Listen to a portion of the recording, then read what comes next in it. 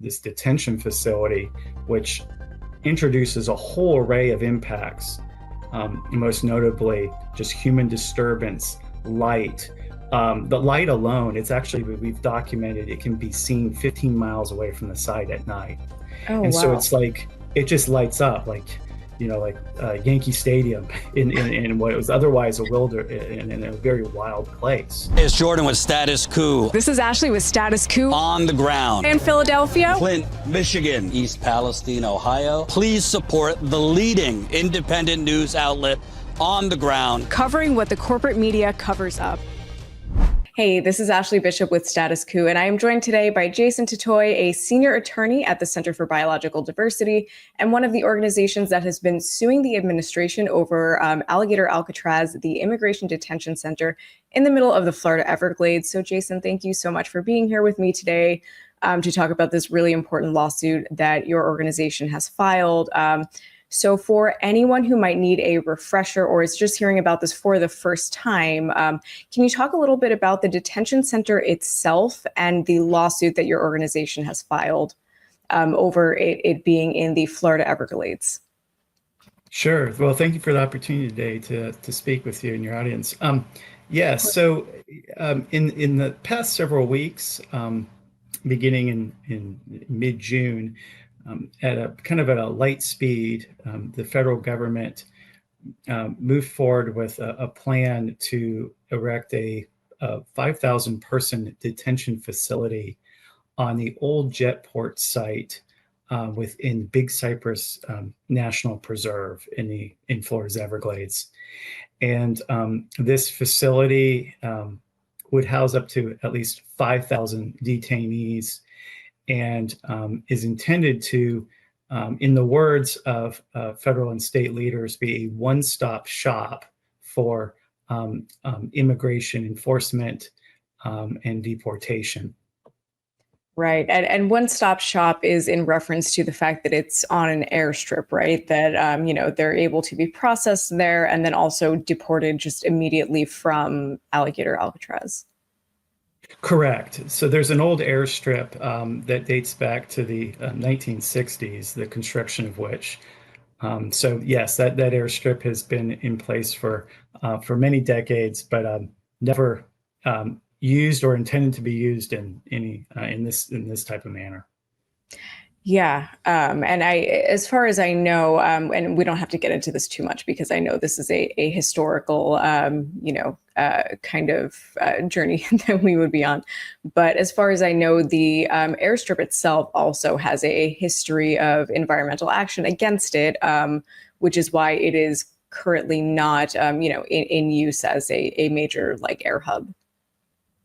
Correct. Yeah, it's actually been a real fascinating piece of environmental history.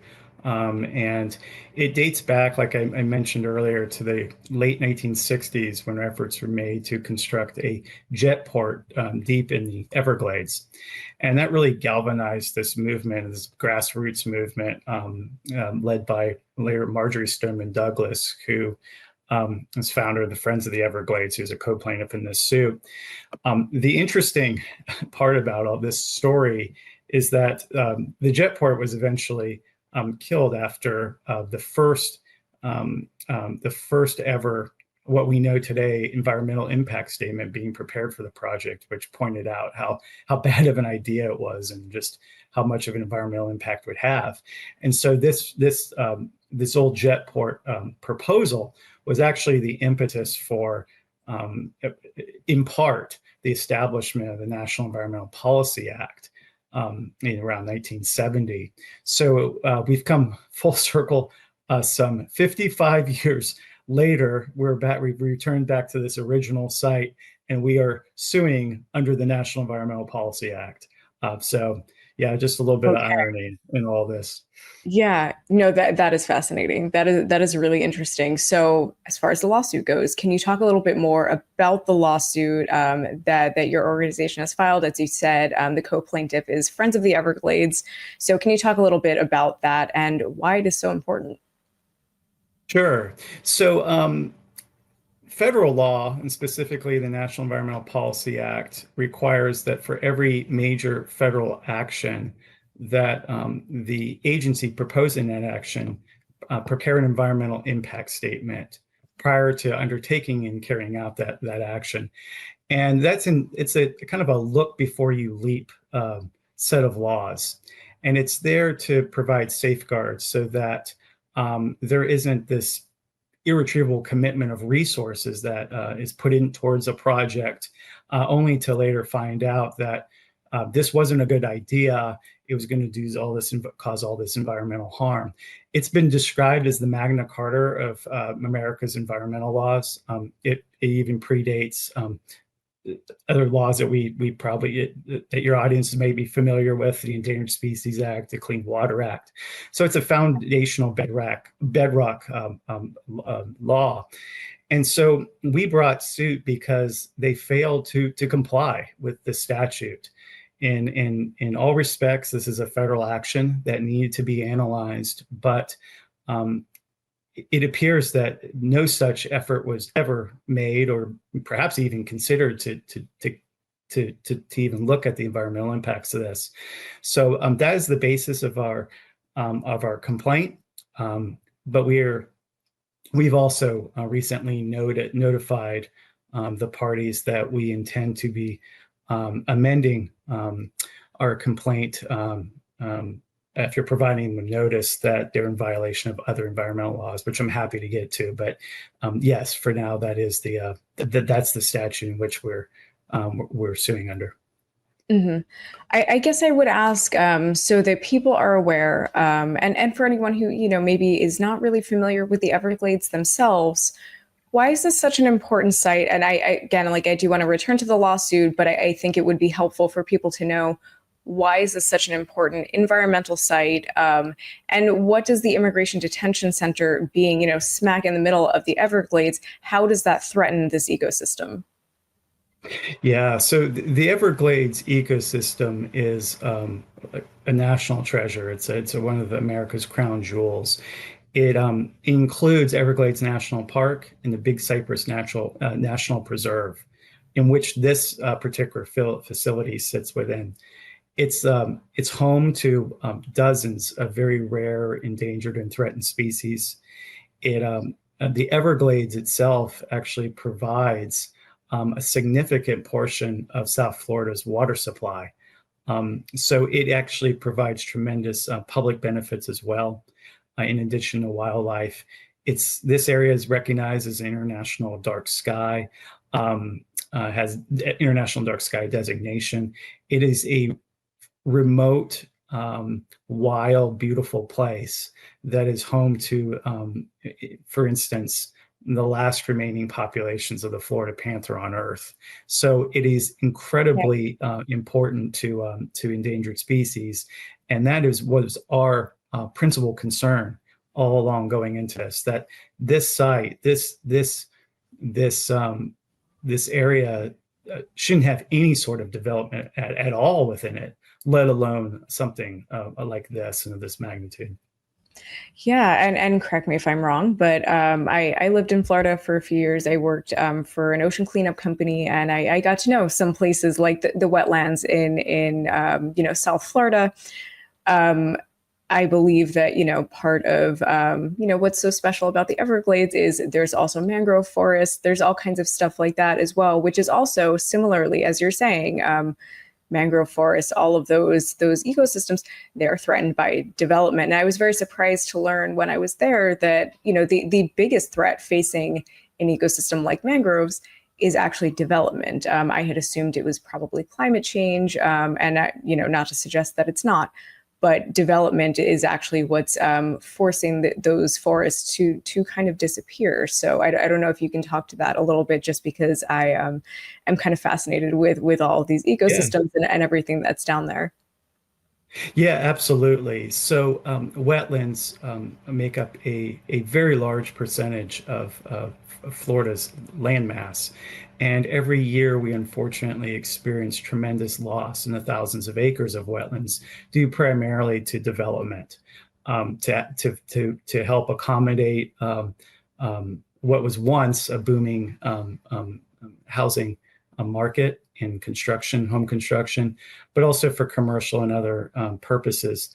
So over time, we've lost so much of our wetlands, and it's been estimated at least half of Florida's historic wetland, the spatial extent, has been lost forever, has been filled.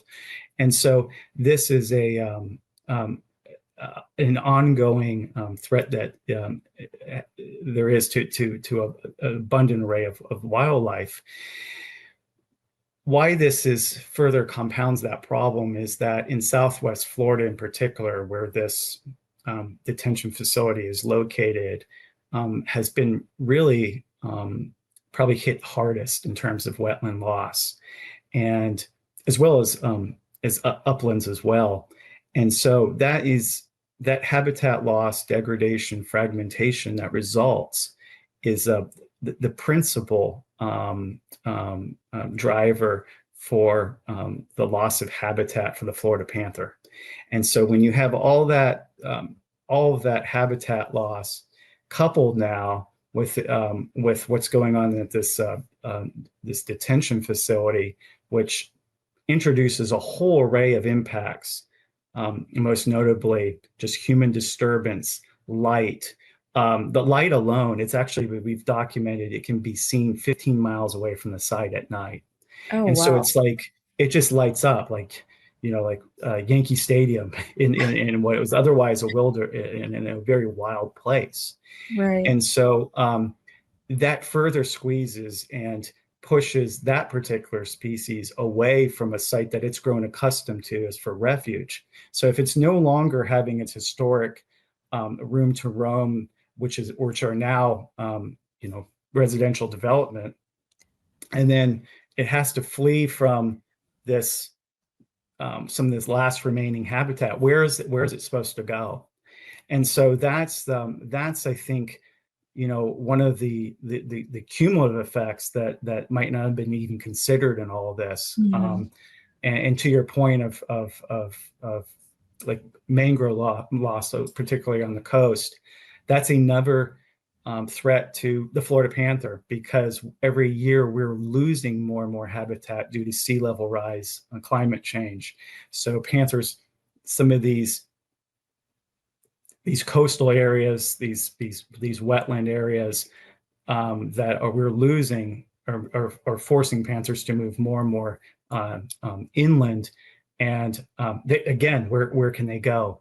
Because their habitat has either been destroyed or fragmented by so many roads in the state, which every year we lose.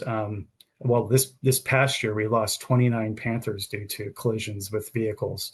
And for a population that is no more than a couple hundred individuals, that's quite significant. Mm-hmm. Yeah, that is all horrible. I mean, so you have, and I think, again, for people who might not be as familiar with the story and just Florida in general, light in areas like this is a big deal. So we also know about the facility. We've heard from people inside that they have the lights on just 24/7, which seems like intended as like psychological torture for people who are in the facility.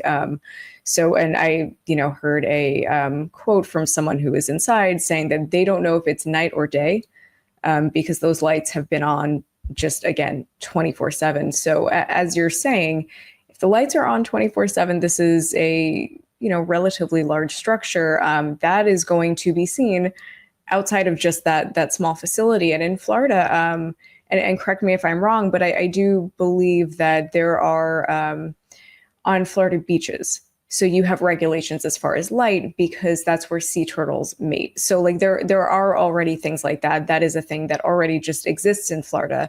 Again, just like regulations as far as where you can have light sources so as to not disturb some of the animals in the area, especially these endangered species. So that in itself is a big deal. And then you have, this is like you said, a facility with human beings in it that is going to necessarily, not just because the structure is there, but because there is human activity, it's going to push the Florida panther, all of these other animals out of that area, and there's nowhere for them to go because it's just the entirety of that other area of the area is surrounded by development. So it pushes out the animals, it pushes out again, things like mangrove trees and cypress trees, all of this stuff. So it just on an environmental basis alone, this just sounds like a disaster for the area, and it's going to bring more tourists to the area, specifically to see Alligator Alcatraz. There are going to be more roads through the Everglades to this facility for workers, for people, people who are detained and being brought there. It sounds like it is, again, if we're only talking about environmentalism, it sounds just like a disaster. Yeah, I mean, Tamiami Trail, just that the main road 41, right by the detention center, it's a 2-lane road, and it's not equipped for anything of this magnitude. The sheer number of vehicles entering and exiting that facility in any given day poses an increased threat to species like a Florida panther who hunts at night largely. And so these cats move in the dark of night, and now they don't have that darkness. And so their prey are also scattering, whether that's white-tailed deer. We have a feral hog population that actually they do a remarkable job in controlling, keeping down from a prey standpoint. And then a whole array of small mammals. So those species are then impacted. So you have these series of cascading of effects from this one site. And in addition to like the Florida panther, in terms of light pollution, one of the principal threats to the Florida bonneted bat, which is also listed under the Endangered Species Act, is light pollution, because again, they hunt at night for insects. That's where they they come out, they emerge, they swarm, and it can throw off their entire behavioral patterns and practices when they're out trying to feed. And again, they're just faced with this dreadful light that's surrounding them for miles. So yeah, light, but it's disturbance, it's noise, it's air, the impacts to air. We see numerous generators enter that site, presumably from diesel powered. Right. You have water, potential water impacts, and then with more people comes waste. And how do you handle that from a human waste, a solid waste standpoint? So you can only imagine. I mean, if it's a small, lack of a better word, city, being erected in the middle of a national preserve, I don't think that's what Congress intended, more than a century ago, when they passed the National Park Service Organic Act, which was really a framework for our national parks today and how they're supposed to be managed and operated. Yeah.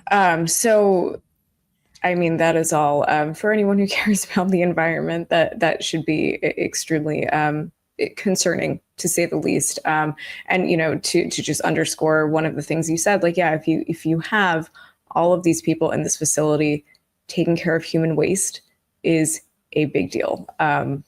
So, all of these things seem to just make for a terrible situation here. And so to the lawsuit. So the reason that we're talking about this, obviously, it's the environment, but your organization is filing a lawsuit alongside Friends of the Everglades.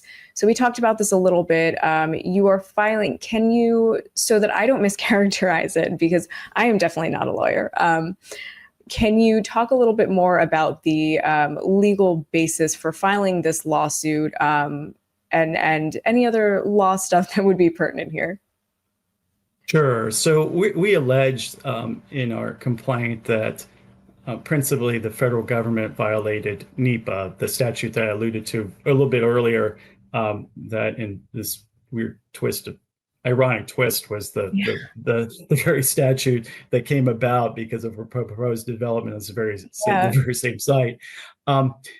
we're alleging that the government, and specifically the Department of Homeland Security and ICE, failed to prepare an environmental impact statement assessing the impacts to the human environment, and that's broadly construed, and as to, before they carried out this project.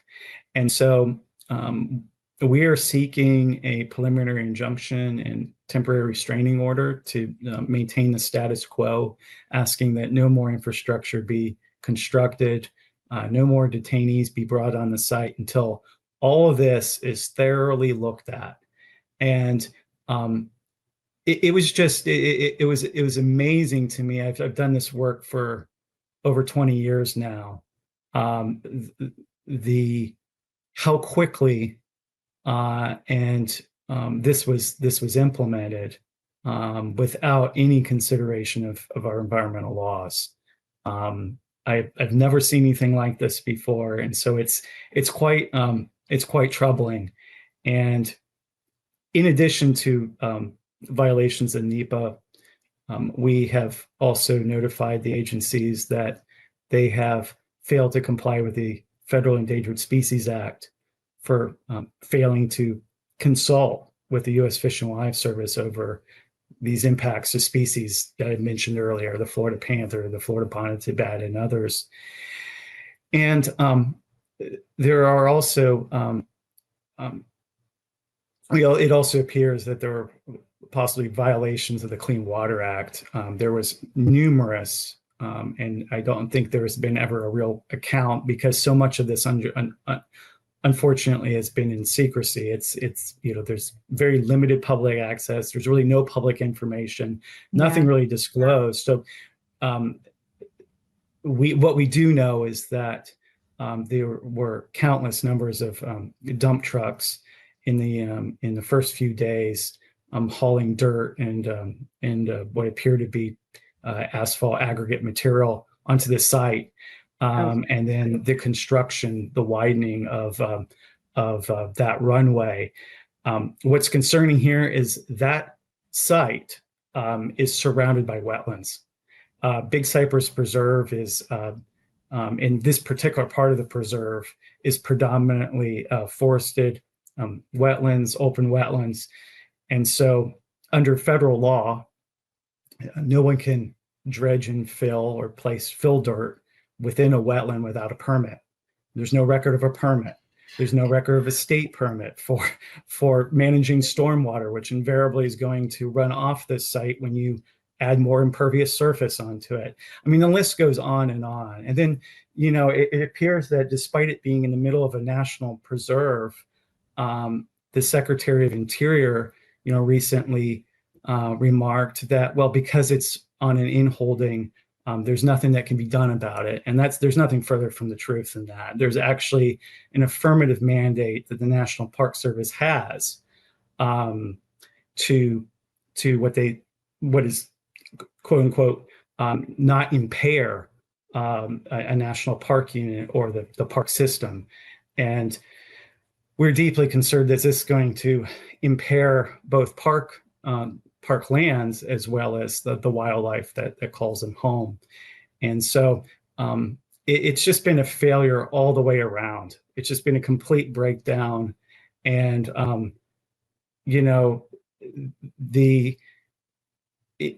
what's I think another layer on this, which is even more troubling, and another legal point to be made here, is that as a nation, we're investing $20+ billion to restore the Everglades.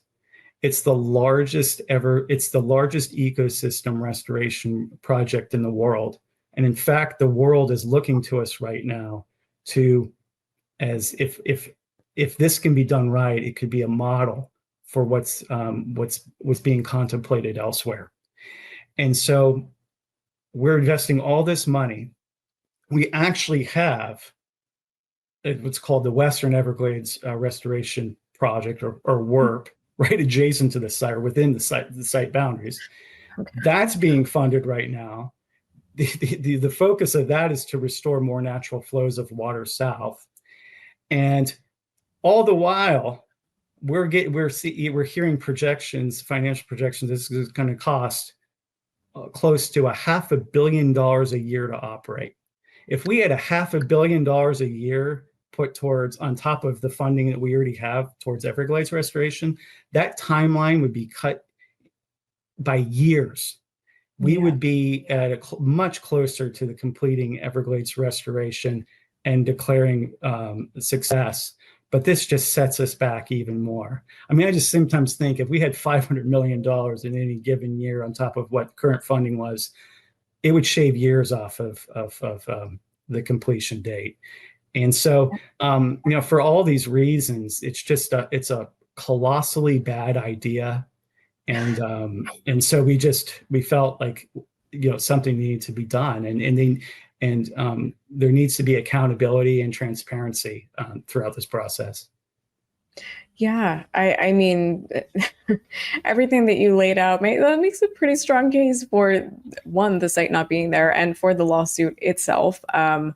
And I get, one thing that you said that stuck out to me is, you've worked on cases like this for 20 years and you've never seen something like this. And I think that there's a tendency it's Trump, and everything that he does feels like, oh, this is the worst thing that has happened, right? And I think that, talking about these things, I mean, it's kind of become a cliche, but some of these things, and a lot of these things, are actually quite as bad as we've been saying that they are.